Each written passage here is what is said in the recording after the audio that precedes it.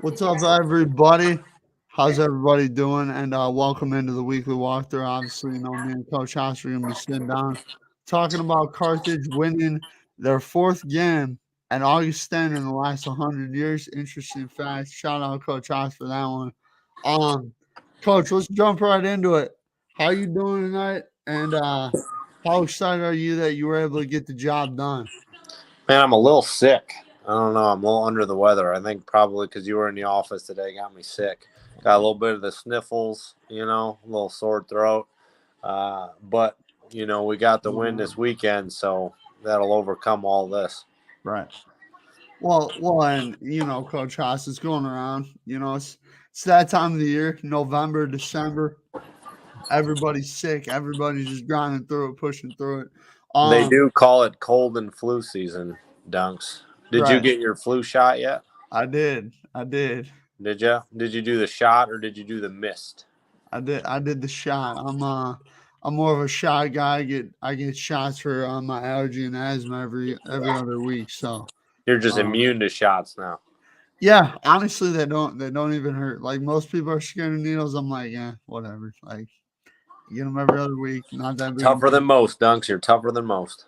Well, I try. I try in ways. But coach, let's talk about this game here for a minute. So in the first half, 13-8 was the halftime score.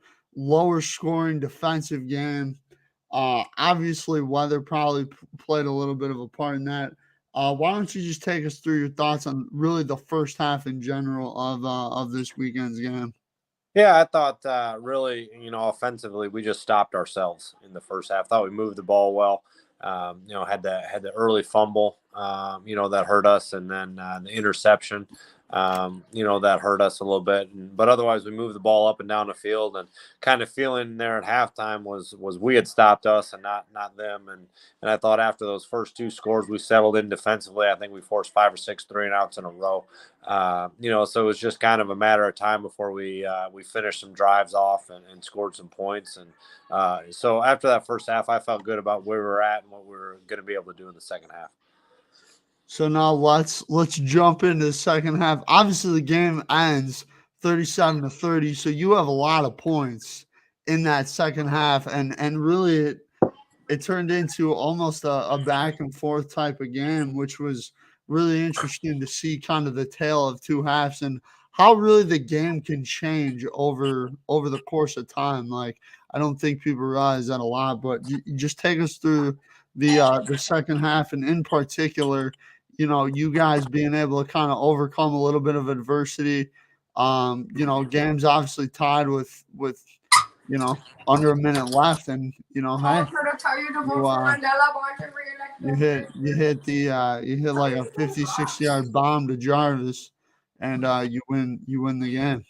Yeah, I mean, I think you had it right. I think once both teams kind of settled into the weather a little bit and got used to it, it was a little bit of a track meet, especially there at the end. I think after Nasir scored that touchdown to put us up, 30-20, I think our guys kind of almost thought it was over, and it was a good lesson to learn that college football is fast. It's a quick game, and that was a lot of time left, and you can't let up at all. And obviously, they put a score in right away. We were fortunate to get the onside kick, but couldn't get enough push to get, the first downs needed to run it out. And obviously they hit that long field goal with the wind, which helped. But, like you said, they left too much time on the clock. And I thought Coach P did a good job getting us into some empty stuff. And really when we got into empty, we knew they were going to be in zero. And, obviously Alex Jarvis is a hard guy to cover man-to-man with no help. And our line gave us enough time for Christian to make a good throw and Jarvis to do the rest. Now, Coach, how much did you think the weather kind of impacted the start of the game? Obviously, when you have some colder, windier conditions, it kind of changes what you're trying to do on kind of both sides of the ball. So, did you think that kind of had an impact early on? I mean, yeah, it did a little bit, right? You spend all week practicing in some nice weather, and then all of a sudden you show up, to the game, and it's raining, and there's 40-mile-an-hour wind gusts. That takes a little time to get used to. Yeah, well, that's Wisconsin weather for you. I mean, I think Tuesday and Wednesday it's going to be like 60s and 70s. Saturday when we play a football game, it's going to be I think 38 degrees is what you said. I got that wrong earlier, so I want to make sure I got it right this time. Yeah, it's supposed to be nice during the week and cold again on Saturday. But without the rain and the wind, which should help a bunch. Right, exactly. Now, coach, obviously, you've had a lot of freshmen step up this season. It seems like a lot of guys make some plays and are starting. Um, how much of an impact do you think that makes for your team in particular moving forward? When you're able to get these freshmen and these sophomores all these reps and time on the field. Well, it always makes you feel good about the future, right? When young guys can play and do well, you feel good about their ability to develop over the next 3 to 4 years and be really really good football players as juniors and seniors, and really that's what you need in the CCIW to win a bunch of football games. You need a lot of juniors and seniors, and that's obviously what we want to build towards, where not as many freshmen and sophomores are playing, and it's mostly juniors and seniors on the field. There you go. Now, Coach Hans, for you, obviously it's senior day this week. Um, so can you speak to just kind of like what this particular senior class has meant to you in particular as the head football coach? Yeah, I think every senior class means a lot. These guys have had some unique experiences. Obviously, their freshman year, that second semester, COVID hit, right? And so they didn't really have an off season that freshman year. And then that sophomore year was bonkers, right? There was no fall, and we played in the spring, and then last year was their first real normal college football year, right? Playing the fall, having off season in the spring with a spring ball. So I think we got a group of tough, gritty individuals that know how to handle adversity and come out on top. And I'm excited to see kind of where life takes them. Anytime you can handle that kind of stuff, anytime you can play 4 years of college football is a testament to kind of who you are as a person and your character and toughness. And I think these guys have a lot of it. Yeah, I definitely feel that, Coach. Now, Milliken this week. What do you kind of see on film that could be challenging for you guys this Yeah, they're week? a little bit like us, where they're pretty young, but talented. They've got a really really good defensive line that really gets after the quarterback. They're really really good up front in that front seven. Got some good linebackers as well. Offensively, they've got a quarterback that runs around, does a really good job of running around, and that's something we've struggled with this year, is containing a running quarterback. So they pose some good challenges for us. Young but pretty athletic football team. Yeah, and you're kind of seeing that at all levels of college and even in the NFL nowadays, where an athletic quarterback is so hard to defend. Why do you think that really is the Well, case nowadays, especially? because if you got a guy that can throw it, you got to commit the defenders to the pass, and then it's an extra hat, right? When he's running around, typically if he hands the ball off, right now he takes himself out of the play, and there's just 10 guys playing against 11 on defense. But if he's got the ball and running around in his hands, they got a hat for a hat a little bit, so to speak, and he can make guys miss and provide some unique challenges, which is why you see guys like Steve Young and Warren Moon, and today you got guys like Lamar Jackson, and that can run around and create a lot of problems for defenses. Notice you didn't say Justin Fields there. That's all right. Obviously Indiana, Ohio State this week. Got to stay true. Has he done anything good or what? I mean, he literally had like 187 rushing yards last week. He Oh, so they pulled out a big win. no, Oh, okay. Coach, All right. It's the Bears, man. What do you But expect? but he's leading the NFL in QBR or QB rating or. I think over the past 4 weeks, he's the number one. It's all right. Maybe your next first rounder will have it, man. Oh my God, Coach House, I'm not even a Bears fan. I'm just trying to defend I my know you're an guy. Ohio State fan. That's what I'm talking about, though. What's the last Ohio State quarterback to make a significant impact in the NFL? I don't think there has been one. What about Art Schlichter? All right. I mean, you're not even a fan, man. You don't even know the history. I mean, Coach Haas, that was way before my time, man. What about Craig Krenzel? They good? Like, or you just naming off guys that are decent? Art Schleicher was. He got in trouble for gambling. He was betting on NFL games. Got in trouble. But he was a good player. Well, yeah, it's weird to me. Calvin Ridley got suspended a whole season for doing that, but Who did? Calvin Ridley for the Falcons. Oh, yeah.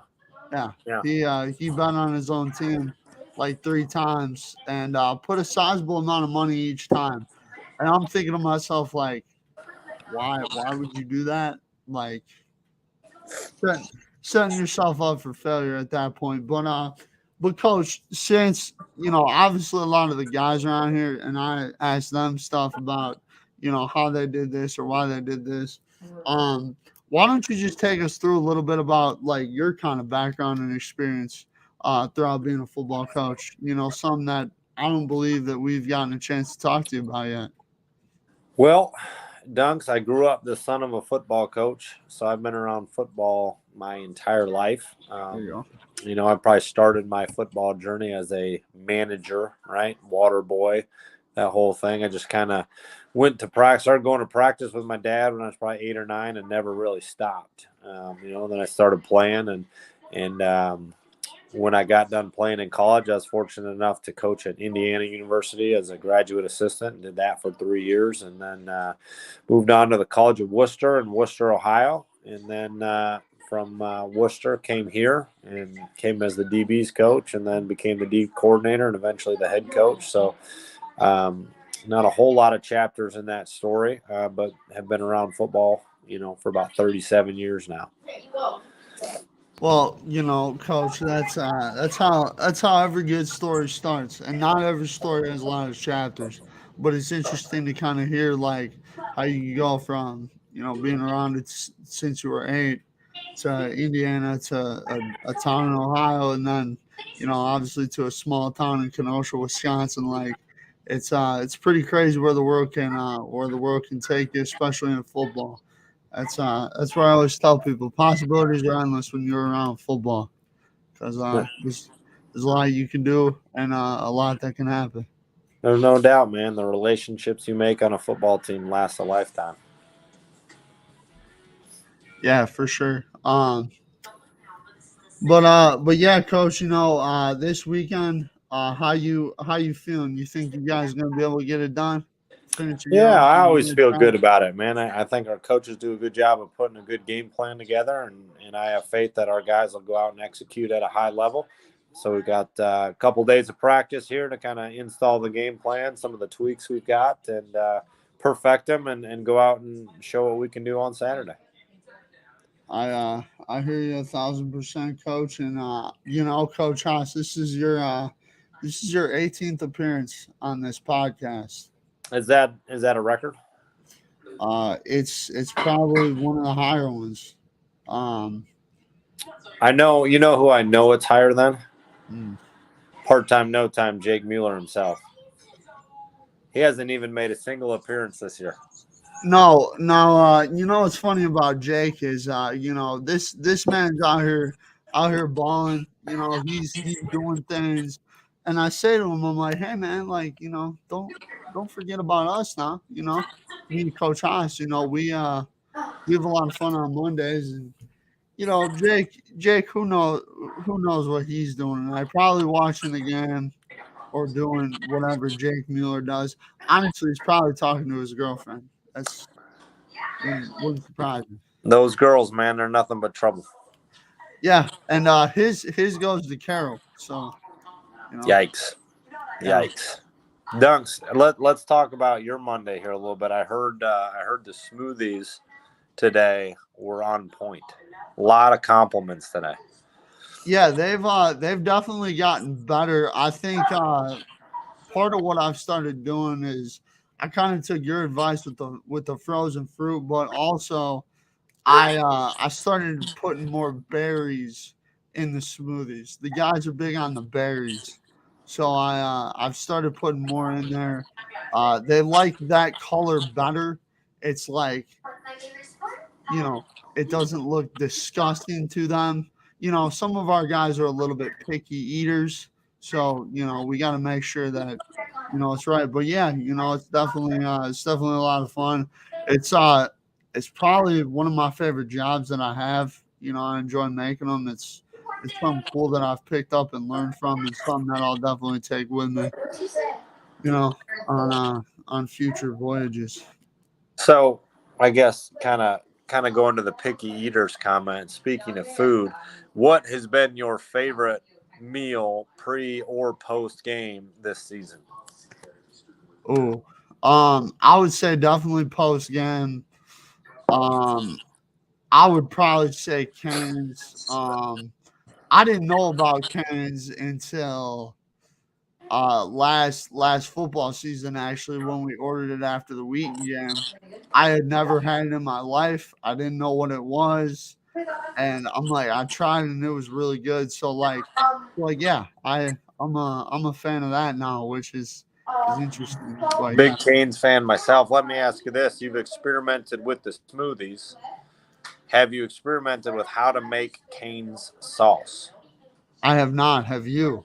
I haven't, but that might be my next endeavor because I don't know if there's a whole lot of things better than cane sauce. Maybe Chick-fil-A sauce. That might give it a run for the money. Yeah, see, I can't do Chick-fil-A, so I wouldn't be able to give insight on that. They fry and peanut oil. So Oh man, it makes it so good. yeah, that nut allergy, man. Just keep your EpiPen handy, man. It's worth it. Take a bite, stick yourself in the arm, and away we go. Yeah, I've been stuck by an EpiPen in probably 9, 10 years. So you know, we Well, you said you weren't afraid of needles, so let's get her rocking. yeah, not afraid of needles when it's my choice to get the No, needle. I got you. Like I'm not gonna sit. And actually, an EpiPen is worse because you have to like get it so hard into the thigh where it makes a huge bruise. Like Yeah. it hurts for a while. Well, It's bad. I'll take your word for it. Hopefully, I never have to experience that one. I don't know Yeah, if I'm tough enough, Dunks. well, it's funny. I was in Florida one time, and my aunt, uh, my uncle's actually allergic to bees. My aunt realizes he got stung by a bee. His arm's swollen up, and I'm like, "Hey, man, like just take the EpiPen, you'll be fine." He's like, nah, man, that gives you too big of a bruise. Whenever you're scared, so like, I gave the EpiPen to my other uncle. He got my uncle with the EpiPen. And that man was like, "This is the worst." I'm like, "Hey, man, it's not that bad." You're just tougher than everybody else. Yeah. Speaking of Florida, how's the house? Uh, well, parents have been working hard on getting it corrected. But there's another hurricane that's like rolling through there right now, I guess. So I heard that. Yeah, it's coming here soon. A little tropical storm. yeah, it's just let me tell you, Coach. It's a weird year weather-wise.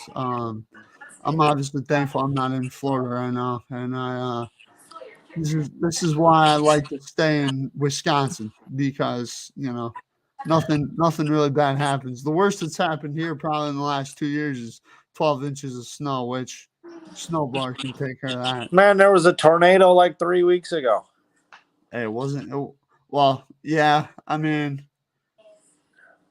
we were worried about it though. We in the office chilling. That's because they put us in the bunker, man. There's nothing. We don't know anything going on down there. But I mean, there's somebody, I'm not gonna name names, but was calling me freaking out about it, and I'm like, dude, I'm with 13 other dudes in an office. Was it Jake Mueller? No, it's my mom. Oh, Mom's out well, here. she just wanted to make sure you were safe. Yeah, I mean, hey, but I'm at the office, man. Safest place in the world. Let me tell you. I mean, you guys rip on me, yeah, but I feel pretty safe in the office. Safe from tornadoes, anyway. Yeah, majority of the time. I will say there are times where I'm like, one of you guys look at me and I'm like, please don't beat my ass. Oh, Dunks, we've never physically assaulted anybody in the office. I know, but I'm just saying, like the way you look at me sometimes, it's like, all right, we good. We good. Hey, interesting though, Coach Haas. Today, walked into class with old girl today, Coach. How'd it go? It went good. We were talking about we had to write like a bunch of summaries for this book that we read, and she was like complaining to me about it, and I was complaining to her about it because like he told us we had to hand write that. So like she wrote like 8 pages or something, and I wrote like 7. And I'm like, yeah, my wrist was like, yeah, screw you, dog. So you use that opportunity to say next time let's work on it together, right?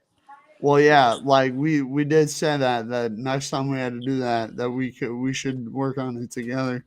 But hopefully we get paired up on Wednesday because we're gonna be going over what we wrote down. So that'd be ideal. What do you mean paired up? You guys can't pair yourselves up or what? Nah, a teacher normally does it, but like I sit over by her, so there's a chance. All right, well, I'll be rooting for you, man. You could always, trade partners. I could, and there's a lot of football guys in there, so they obviously know what's going on. So maybe they're thinking right. Well, we're all rooting for you here, bud. You only got about 3-4 more weeks to make a move. You waited all semester.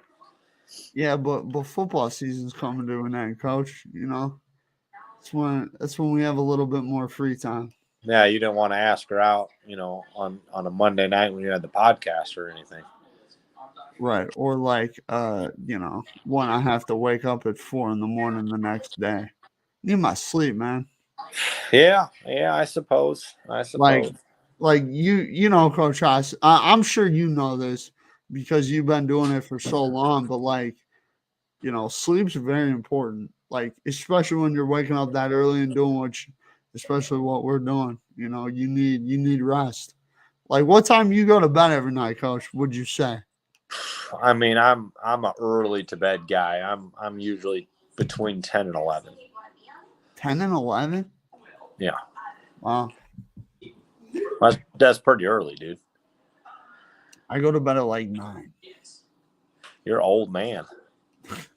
Well, that's why some people call me Grandpa. Somebody living in Idaho right now. Grandpa. Oh, how is the old Idaho potato out there? He's good, man. He calls me every day and asks me if I'm working and keeping up on my schoolwork. How come we haven't had him on the podcast? Dude's been busy, man. Sadly, haven't been able to get something rocking, but hopefully soon. We'll have to get him on there. A little, maybe a reunion. Get some Idaho potatoes, some Eastern Illinois Panthers, maybe some Ball State chirping Cardinals, and have us a good old time. Yeah, that's little happy hour, if you will, on the podcast. Well, it's a family show, so we can't be doing that. But I mean, we can figure something out, Coach. All right. But Coach Haas, I always appreciate the time. I thank you so much for giving us all the insight into Carthage football. Pretty soon you're going to be up to 20 appearances on the podcast. I think after 20, I should get like a hat or something, right? Like a shirt, some kind of Dunkel Productions, wristband or something. We can get something going. We can get something going for sure. All right. We'll figure something out. I actually think I have stickers. That'll work. I could put that on the old office fridge.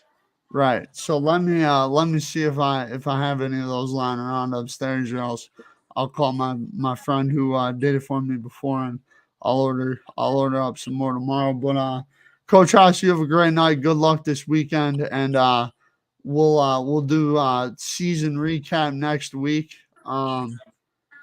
With Coach Haas, some of the other coaches, and we'll have a good old time.